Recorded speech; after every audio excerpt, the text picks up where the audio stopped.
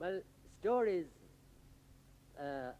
like I'm telling now, they'll be only called a little whisper at home.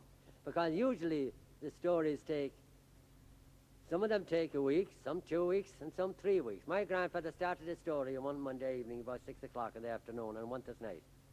And 3 weeks after, there was people still coming to hear the last part of the story. And that's true.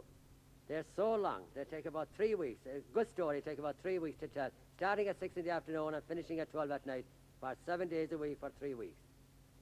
But the story I'm going to tell now is not that long. It concerns the area where I was born.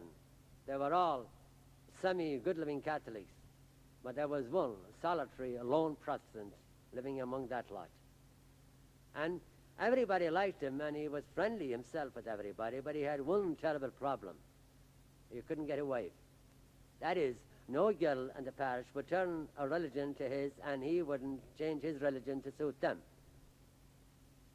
But finally, in desperation, he chose to marry a girl called Mary. And wanting to marry so badly, he told Mary he'd take instructions from the parish priest, which they have to do if they want to change over to the other religion and marry a Catholic girl.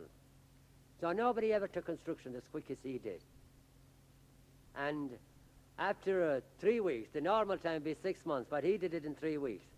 So I got married to Mary, and everything was fine until the novelty of the marriage wore off, which this time only took 4 days. And they were married on Monday, and on Friday he came down to breakfast and he said to Mary, "I want bacon for my breakfast this morning." And Mary said, "What do you mean you want bacon? It's Friday." She said, "You're a Catholic. You can't have bacon on Friday."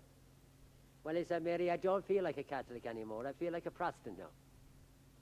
So she said, "John, don't talk like that. Go to the parish priest and tell him how you feel, and he'll advise you the best thing to do." So I went to the parish priest, and the parish priest was very kind to me. He said, "That's very understandable, John.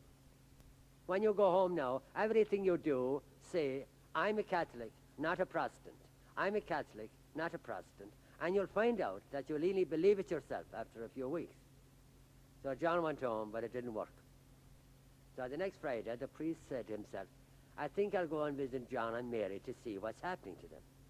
And on Friday, at that time especially, a Catholic house is not supposed to have the whiff of frying steak coming out of the chimney on a Friday.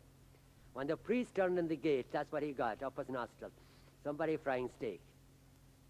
So he went into the door, he took off his hat, and he said to Mary, "Where's John?" "John is in the kitchen," she said, "cooking his own dinner.